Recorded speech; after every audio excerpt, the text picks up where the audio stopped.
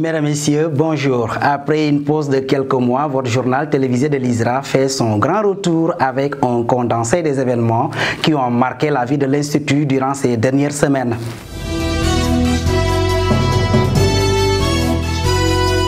Pour le sommaire, nous vous proposons une large fenêtre sur la journée nationale de l'élevage qui s'est déroulée à Dara avec une forte impression de l'ISRA. Nous irons ensuite au Centre national de recherche agronomique de Bambey qui a abrité la première journée porte ouverte d'un parc de technologie agricole dans le cadre de l'initiative IRICH. Vous aurez également dans ce journal le résumé de la visite guidée des parcelles de démonstration des nouvelles variétés de céréales homologuées par l'ISRA. Dans la rubrique Immersion, nous irons à la découverte du Centre de recherche agricole de Saint-Louis, dont l'une des activités phares est la diversification des cultures et des systèmes de production. Et enfin, comme toutes les éditions, l'invité de la rédaction du jour est le docteur Madiama Sissé, directeur du CRA de Saint-Louis. Voilà, c'est tout pour le sommaire. Tout de suite pour le développement.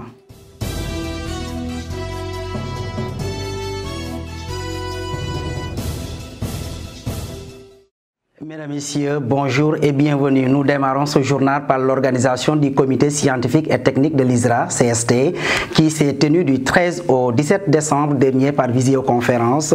Cet événement phare de la vie scientifique de l'établissement a vu la participation de tous les centres, unités et grands laboratoires de l'Institut.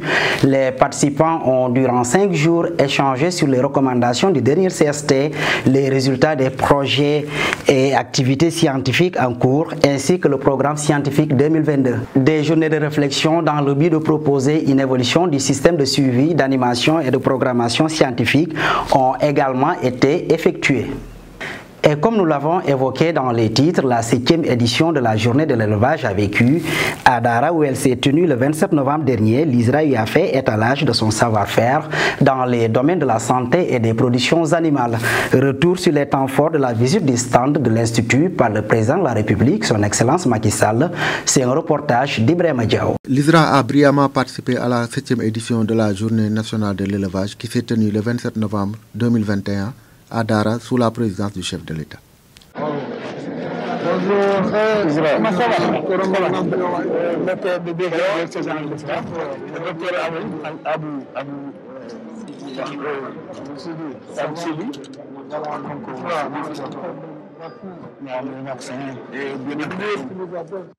Ce rendez-vous des professionnels de l'élevage était le cadre idéal pour l'unité de production de vaccins de Dara d'étaler les résultats de l'ISRA dans les domaines de la santé et des productions animales.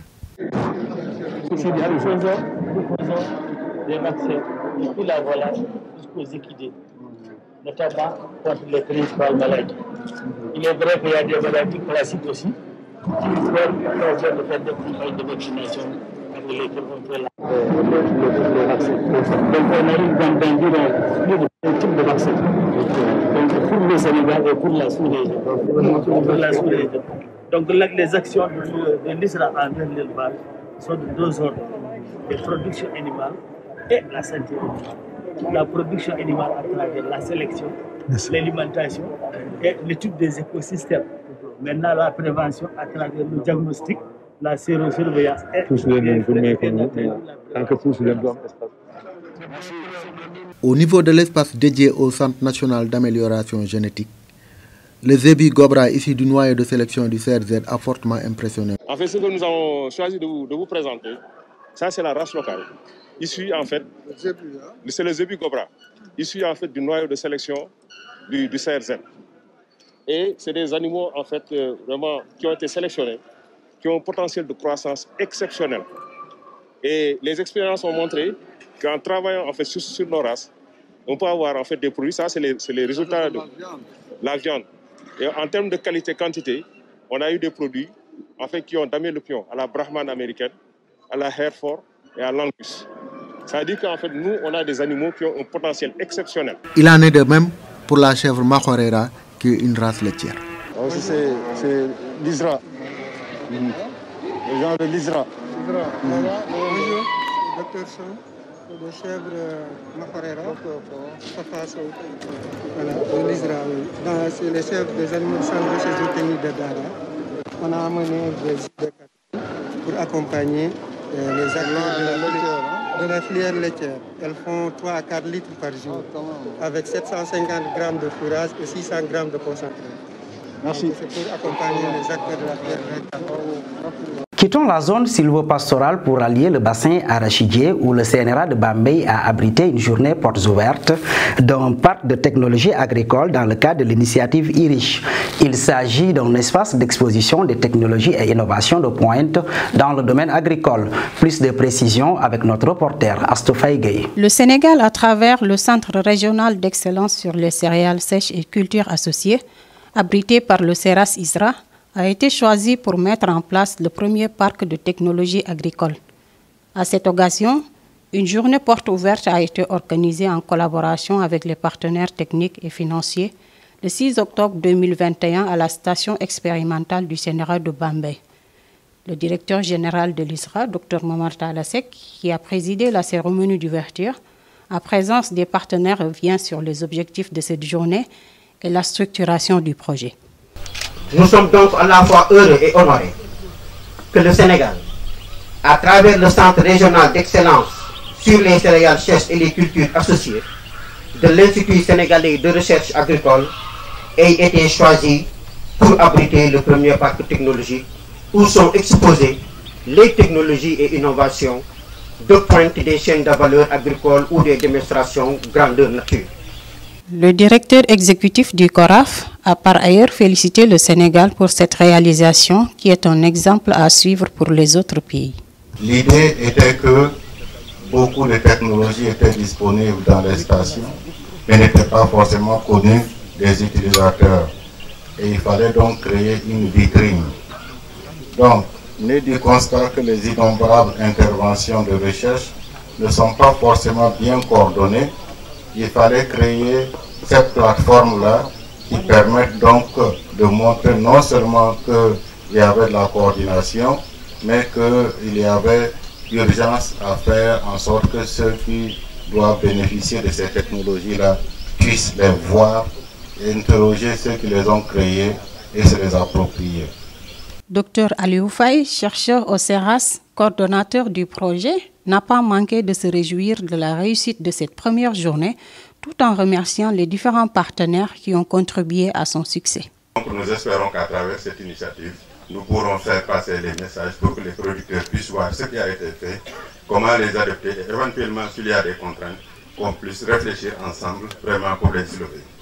Bara dit aussi que vraiment le CIL et l'USAID sont engagés à soutenir l'initiative. Il me plaît de partager notre satisfaction en tout cas par rapport à la célérité avec laquelle les activités ont été réalisées et venir ce matin partager un des fruits de cette collaboration. Et comme l'a dit Dr Tenkwano, le Sénégal ce matin, aujourd'hui, constitue une phase pilote et nous osons espérer que très rapidement l'initiative va se propager et se répliquer dans d'autres pays. Restons toujours dans le bassin arachidier, notamment dans sa partie sud, pour parler de la visite guidée des parcelles de démonstration de mil, de sorgho et de riz organisée par le CNRA de Bambey et le CORAF. L'objectif de cette sortie était de faire l'évaluation participative des spéculations testées avec tous les acteurs impliqués dans la promotion et la diffusion des nouvelles variétés homologuées par l'ISRA. Suivons ce reportage.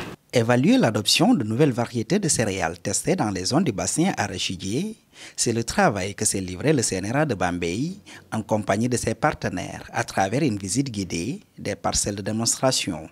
L'objectif de cette visite, globalement, c'est vraiment échanger avec les acteurs, surtout les producteurs, pour recueillir non seulement des informations utiles pour les programmes, pour la diffusion à grande échelle, pour la production de semences, mais également des connaissances par rapport aux technologies qui sont là pour l'ensemble des acteurs. Ces diverses variétés générées par la recherche présentent plusieurs avantages. C'est le cas du sorgho santané, expérimenté ici à Nianing. Tu as vu dans les zones où l'on cultive le sorgho, hein, carrément, les gens n'aimaient pas manger le sorgho, surtout les hommes. On disait que le sorgho, c'est ce que les gens disaient. Sorgho, c'est l'effet du tanin. Mais ce sorgho-là n'est pas dans ce cas-là. Donc les hommes peuvent manger ça, les animaux peuvent manger ça.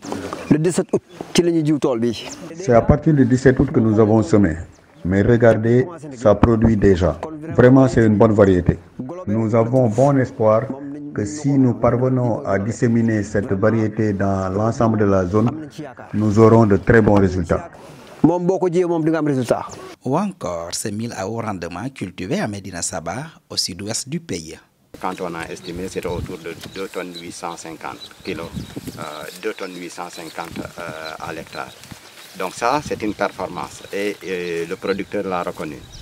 C'est pour dire que ce que l'ISRA est en train de faire de manière générale, c'est améliorer la performance de l'agriculture. C'est ce que nous appelons la productivité.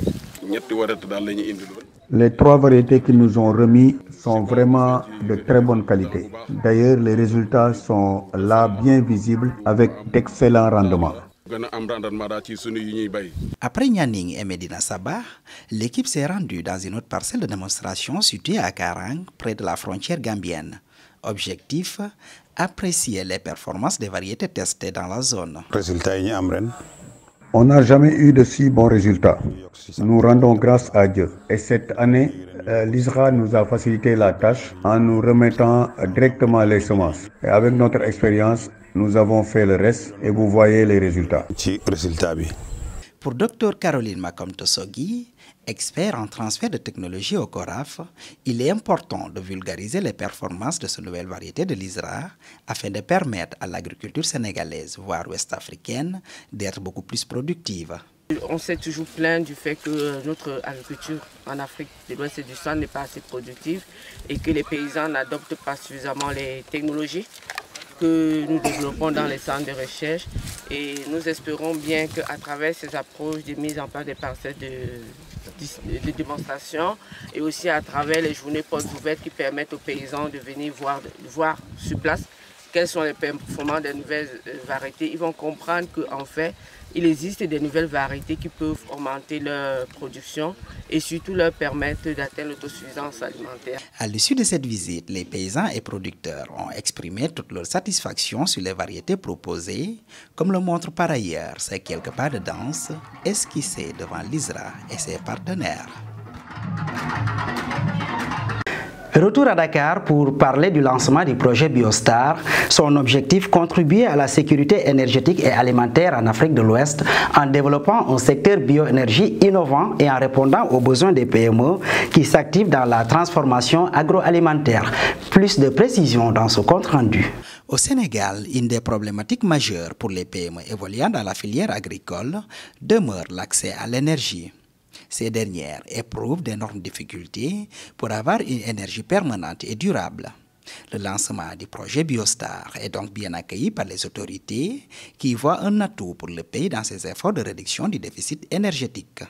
On parle de bioénergie. Nous savons qu'au Sénégal, quand même, c'est une problématique majeure, surtout pour les filières agricoles. Le développement des petites et moyennes entreprises, toutes ces entreprises font face aujourd'hui à cette question à ce problème lié à l'énergie. Ce projet pourrait vraiment grandement contribuer à améliorer la situation de l'utilisation de l'énergie dans le pays. Même son de cloche pour les structures de recherche avec comme tête de file l'Institut sénégalais de recherche agricole qui entend contribuer au développement des PME agroalimentaires au bénéfice des populations. Les PME ciblées nous interpellent, nous de la recherche-développement, quant à l'efficacité énergétique des procédés. D'où l'intérêt d'être en consortium pour tenter de répondre aux sollicitations du secteur privé. Je puis vous assurer que l'ISRA apportera toute sa contribution. Nos chercheurs participeront à toutes les activités allant dans le sens de trouver des lendemains meilleurs au développement des PME agroalimentaires. Au-delà de la production énergétique et l'accompagnement des PME, le projet Biostar ambitionne également de participer à la création de l'emploi, la formation, mais surtout à l'amélioration de la condition des femmes. En fait, ce projet coche toutes les cases. Parce que donc il s'intéresse à la production d'énergie, à la rendre accessible dans les milieux ruraux ou auprès des petites villes, et on n'a pas dit assez, mais de générer de l'emploi C'est ça qu'on espère. Donc ce projet vise aussi l'amélioration des conditions de la femme. Bon, sécurité alimentaire, évidemment, on en a parlé, hein, mais sécurité alimentaire dans tous ses aspects. D'une durée de 5 ans, le projet Biostar au Sénégal s'intéresse principalement aux filières agroalimentaires telles que l'anacarde, le riz, la mangue et l'arachide. Il réunit un consortium de 9 partenaires d'Afrique de l'Ouest et d'Europe pour un montant global de 11,4 millions d'euros, soit une enveloppe de 7,4 milliards de francs CFA. Notre rubrique Découverte s'intéresse aujourd'hui au Centre de recherche agricole de Saint-Louis. Sa mission, contribuer à l'effort de développement socio-économique par la génération de technologies et d'innovations techniques permettant d'améliorer le bien-être des populations rurales en augmentant le revenu. Un reportage de Néné Gagne-Siri Diop. Situé au cœur de la vallée du fleuve Sénégal, le CRA de Saint-Louis prend en compte les systèmes de culture et de production en relation avec les objectifs de développement agricole qui sont assignés à la zone. Le docteur Madiama Sissé en est le directeur. Ce centre couvre la zone agroécologique vallée du fleuve Sénégal. La mission donc du centre, c'est en tout cas d'accompagner la région pour tout ce qui concerne son développement socio-économique à travers la génération de technologies, n'est-ce pas, le renforcement de capacités, bien sûr, des producteurs, entre autres, et également nous contribuons beaucoup à la formation. Nous avons un programme de recherche unique intitulé donc portant sur l'amélioration des systèmes de production dans la vallée du fleuve Sénégal. Pour mener à bien ces activités, le centre dispose d'une équipe pluridisciplinaire et des infrastructures appropriées. Bien sûr, pour mener toutes ces recherches-là, nous nous basons également sur des laboratoires qui sont au niveau du centre. D'abord le laboratoire sol, plante, eau, dirigé par notre collègue Dr Ramatoulaye Ndiaye. Nous avons également un laboratoire sélection variétale riz, dirigé par notre collègue Dr Omar Ndao Faye, le laboratoire de malherbologie avec Dr Rahimi Mbalo. Nous avons également des stations de recherche où se mène l'essentiel également de nos travaux avant de passer en milieu paysan. Comment augmenter la production et améliorer la qualité du riz? À cette question, le docteur Omar Ndao Faye et son équipe sont en train d'apporter des réponses avec une panoplie de variétés qui couvrent toutes les zones agroécologiques du Sénégal. Et nous avons sorti près de 15 variétés de riz et nous avons vraiment changé la donne. C'est l'ISRA qui est au cœur de cette problématique de recherche sur la sélection variétale. Nous avons assumé, monté notre service en train de monter de nouvelles variétés, ISRA riz, qui sont en train d'être diffusées. Et nous sommes en train, actuellement, on a près de 5 variétés prometteuses qui sont 2 tolérantes à la sécheresse que nous sommes en train que nous voulons homologuer dans l'écologie pluviale de plateau et 3 autres de très bonne qualité de graines que nous voulons homologuer dans cette année pour assurer que chaque producteur ait la variété de riz adaptée dans son écologie et que chaque consommateur se trouve les riz qu'il veut consommer dans le riz qu'on produit au Sénégal. Avec le riz et l'arachide, la recherche sur le blé constitue l'une des activités phares du CRA de Saint-Louis. La culture de cette céréale très prisée dans la consommation est en passe de devenir une réalité au Sénégal grâce à l'ISRA. Le docteur Cheikh Tidiane Sall apporte plus d'éclairage sur la situation de cette activité. Vous savez très bien qu'on disait souvent qu'il n'est pas possible de cultiver le blé au Sénégal. Mais avec la science, avec les avancées vraiment scientifiques, on a introduit des variétés. On les a essayées ici au niveau du Sénégal. Pendant des années, on a fait des évaluations. Et au bout de ces années-là, on a pu identifier des variétés vraiment qui sont vraiment adaptées à nos conditions agroécologiques. Donc, c'est des variétés aujourd'hui homologuées, 4 variétés de blé dur et 4 variétés de blé tendre. Donc on continue en tant que sélectionneur, donc on continue de faire ces activités d'évaluation, d'introduction, d'évaluation, mais aussi de création variétale. Actuellement, on est en train de créer nos propres variétés, en dehors des variétés seulement qu'on avait introduites pour évaluer. Donc des lignées qui nous sont venues du Maroc, donc notamment de Icarda. Donc c'est un centre international vraiment qui est spécialisé sur la recherche sur le blé. Parent pauvre de la recherche, le machinisme agricole est en train de tracer les sillons de son développement. Monsieur Papa Madiama Diop s'y investit pleinement pour améliorer la production et les conditions de travail des producteurs. Donc on travaille sur sur tous les plans de la production. Donc ça part de la conduite des cultures, des amendements, tout ce qui est activité post-récolte, donc les équipements post-récolte, les techniques post-récolte, tout ça dans le but de vraiment augmenter la production et de réduire les pertes post-récolte. Donc spécifiquement ici à l'ISRA de Saint-Louis, donc on travaille beaucoup sur le riz, donc on travaille sur les technologies post-récolte du riz. En fait, par exemple, à l'ISRA, on a eu à développer une batteuse à fognon au niveau, donc c'est la seule batteuse à fognon, en tout cas la plus performante de l'Afrique de l'Ouest jusqu'à présent, conçue. Donc on l'a baptisée ISFO. Donc cette batteuse est actuellement vers Sédhiou, où des producteurs sont en train de l'utiliser dans les champs. Et pour l'instant, c'est la première batteuse en fait dédiée au fognon, spécifique au fognon, en fait mécanisée et motorisée. Et pour finir, nous recevons à présent sur notre plateau le directeur du Centre de recherche agricole de Saint-Louis. Dans cet entretien, il nous parlera principalement des activités du centre et de ses perspectives de recherche pour atteindre les objectifs de développement agricole qui lui sont assignés. Notre correspondante au CRA de Saint-Louis a assuré cet entretien. Regardez. Bonjour chers téléspectateurs, bienvenue sur ce plateau où nous avons l'honneur d'accueillir Dr Madiama Cissé, directeur de centre. Bonjour docteur. Bonjour. Docteur, nous savons que l'ISRA a récemment homologué 15 nouvelles variétés de riz appelées ISRI. Quelle serait leur contribution dans la politique de sécurité alimentaire? En termes de contribution, nous pensons qu'il faut se baser par rapport à ces variétés, leur spécificité. Parce qu'il y a, en termes de demande, un certain nombre de contraintes qui se posent, notamment en termes de salinité. Il y a des zones salées dans la vallée et parmi ces variétés qui ont été homologuées, il y a des variétés qui sont quand même assez tolérantes à la salinité.